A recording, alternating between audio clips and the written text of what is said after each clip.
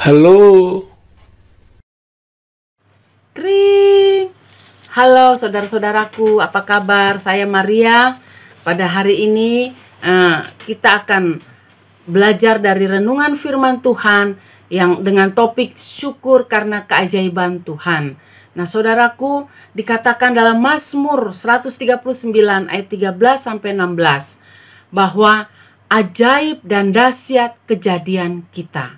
Pada mulanya manusia pertama, yaitu Adam yang diciptakan oleh Bapa Yahweh, seturut dan segambar dengan Bapa Yahweh, yaitu membentuk manusia dengan tangannya. Nah, manusia yang berikutnya Tuhan ciptakan dengan cara membentuk manusia tersebut dalam kandungan ibu.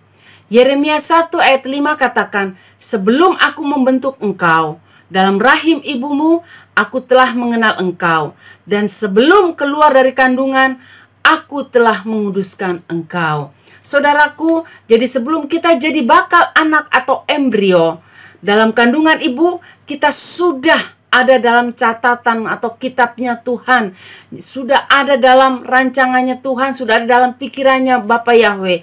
Untuk itu kita mesti bersyukur karena keajaiban Tuhan ini. Jalan-jalannya, rancangannya tak terselami oleh pikiran kita, saudaraku, karena terlalu dahsyat dan terlalu ajaib. Mazmur Daud mengungkapkan dalam ayat 14, "Aku bersyukur kepadamu oleh karena kejadianku dahsyat dan ajaib. Ajaib apa yang kau buat dan jiwaku benar-benar menyadarinya." Kedahsyatan dan keajaiban yang Tuhan buat dalam kehidupannya. Daud mengucap syukur. Dia merespon kedahsyatan dan keajaiban Tuhan dengan mengucap syukur dari dasar hatinya yang paling dalam. Nah, bagaimana dengan kita, saudaraku? Apakah kita sama seperti Daud yang menyadari keajaiban Tuhan dalam hidupnya dan dengan pengucapan syukur? Ataukah yang terjadi dalam hidup kita lebih banyak pengeluhan yang keluar dari mulut kita daripada pengucapan syukur? Mengeluh gaji tidak cukup, mengeluh pekerjaan terlalu banyak, mengeluh ingin memiliki sesuatu tetapi nggak bisa didapatkan, dan lain-lain. Nah, di sini kita belajar, saudaraku, dari Daud yang begitu mensyukuri akan keajaiban yang Tuhan buat dalam hidupnya. Kita mesti mengucap syukur karena ajaib apa yang Tuhan buat dalam kehidupan kita. Meskipun dalam perjalanan hidup kita mengalami badai, mengalami gelombang kehidupan kita, sebagaimana kita ada sampai saat ini. Bahkan kita dibuat berhasil, itu semua adalah karena keajaiban, anugerah, kasih karunia yang melimpah atas hidup kita.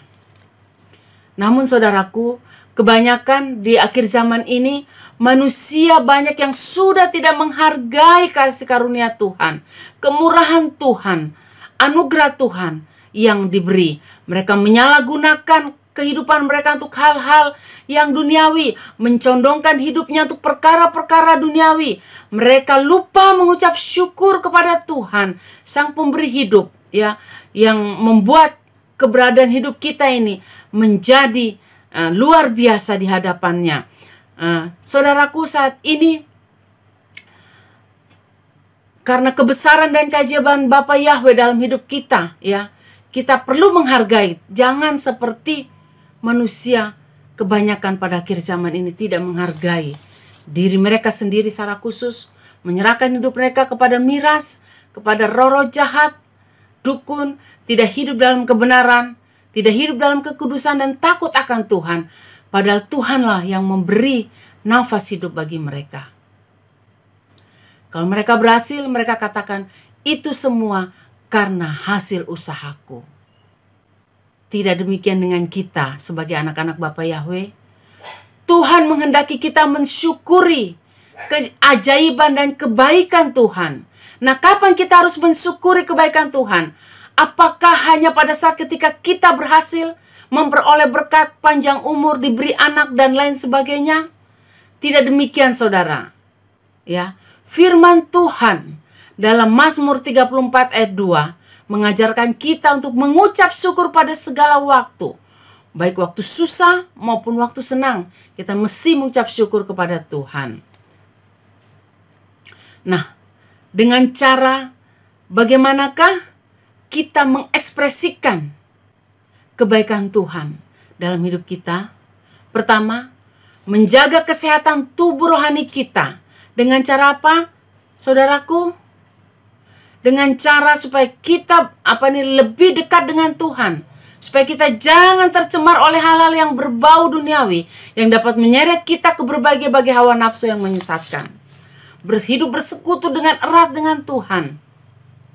Merenungkan firman Tuhan siang dan malam, memberi makan tubuh bagi rohani kita. Memuji menyembah Tuhan. Firman Tuhan siang dan malam, memberi makan tubuh bagi rohani kita. Memuji menyembah Tuhan. Menyerahkan tubuh, jiwa, roh hidup kita kepada Tuhan.